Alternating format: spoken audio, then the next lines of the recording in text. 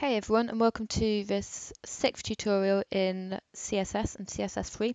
In this video, we're going to look at CSS sizes and how you can set the dimensions of components and text in your web page. So first off, there's two different ways you can do this, or two different categories of ways. It can either be absolute sizes or relative.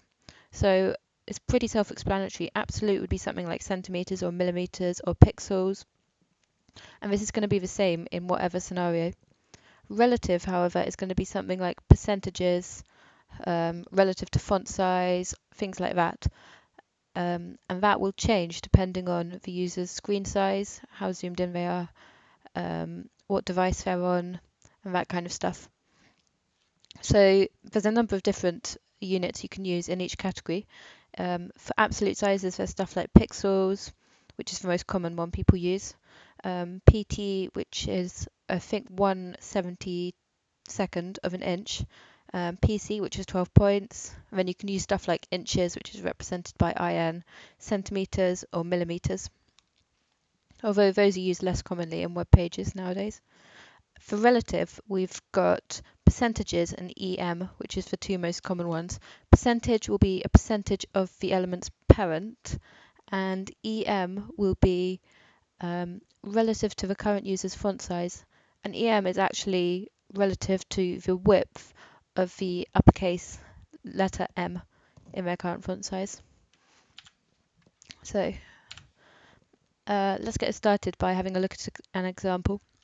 So we've got this text here, and if we do this, set the font size to 100% for all P elements, refresh the page, we'll see there's no change because by default the font size is 100% of its parent. So let me just assign a class to both these so we can see the difference between the original text and the new text. And so if we assign this to 120 and refresh our page, we will see, I'd better save that first, that this is now 120 font size, so it's 20% larger than the default standard font size, which is here. In the same way, you can define it as much larger, like say 200%, and we'll see it's now exactly double the size of this text size. We can also set the font with pixels, which is a much less dynamic way of doing it. But if we set this to 25 pixels, we'll see that this is now equal to 25 pixels. So font sizes, they're pretty easy. Pixels and percentage and EM are the most common units. I'll just quickly show you EM. So 1 EM will be equal to the current font size of the user's device, so exactly the same as our first font size. In the same way, 2 EM will be exactly double, and you can get anywhere in between, such as 1.5 EM, which is 1.5 of the current font size. There are other units too, which are less commonly used, such as I mentioned before, centimeters, inches, millimeters. So if we set the font size to 1 inch, we'll see, yeah, this font's pretty big now. It's 1 inch, but we don't really use that generally. It's not that useful. We can set the size of elements, other elements, in exactly the same way. So say we've got two divs, like this, and I'll give them both a class, which I'll create in a minute. So we're going to have one which is going to be, let's say, absolute. We're going to call that class because we're going to give it an absolute width. And then we're going to have a second div which is going to be, I'm going to give it a class called relative because it's going to have a relative width. Right.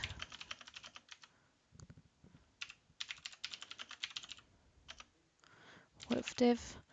And I'll give it some text so we've got something to see on the screen.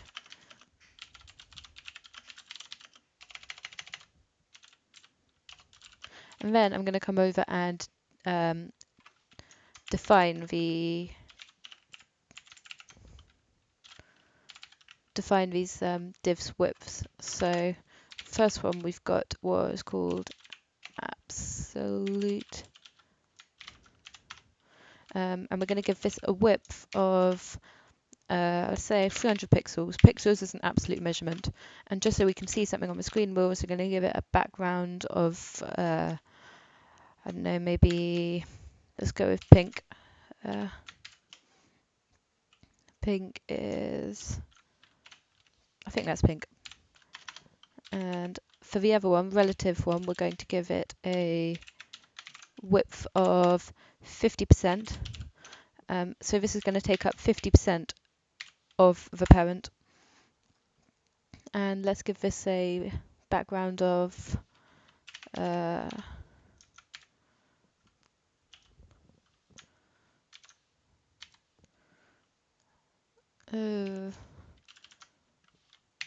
that's blue, I think.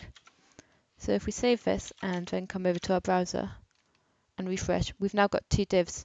One is an absolute div and one is a relative div. So you can see that the absolute div has got a width of 300 pixels here, and this is taking up 50% of the screen. So now if I zoom in,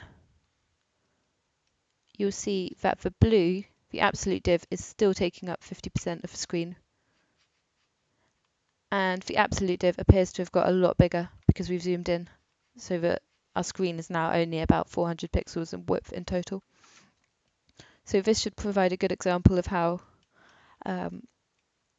absolute and relative units work. So I'm going to quickly show you how percentages are relative to the parent rather than relative to the page. It'll be easier to show it in an example rather than explain it. So say we've got two divs.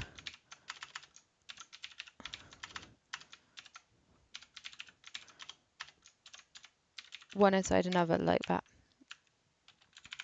And put some text in there. And we'll give them both a class so we can apply styles to them. So say this is for parent and this is going to be called child. Nice and easy. And then we've got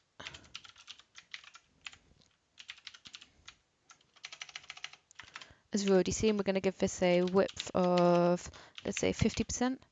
And we're also going to give it a height of 50% and a background of a random colour. I'm not quite sure what that is.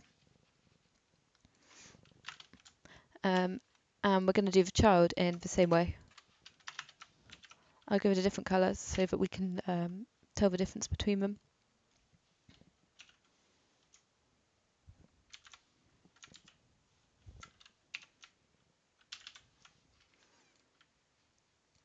Now what I'm also going to do, and I'll explain it later, is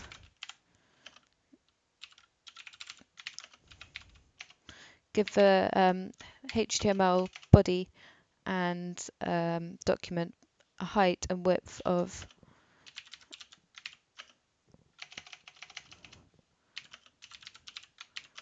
both 100% like that. Save that and come to here and refresh and see that. Sorry, I forgot to, silly mistake, change that class to child. So if I now come and refresh, you'll see that we've got child inside the parent, and what you can notice is this whole page is equal to 100% width and 100% height. This green div, which we called parent, is equal to 50% height and 50% width. And this blue div that we called child is equal to 50% height and 50% width, the same as parent, but because it's inside parent, its width is relative to parent. So when we use percentages, it's always relative to the document that it's in, and that is why we had to assign the HTML body and height to 100%. So if we hadn't assigned the body and height to 100%, so we had the HTML both were actually 80%, we'll see that video body as well. It gets a bit smaller because it's always relative to the container it's in. So that was a quick overview of CSS units and an introduction to absolute and relative units. I hope that was useful to you. And subscribe if you want to see more CSS, HTML5, JavaScript and other web videos. Thanks.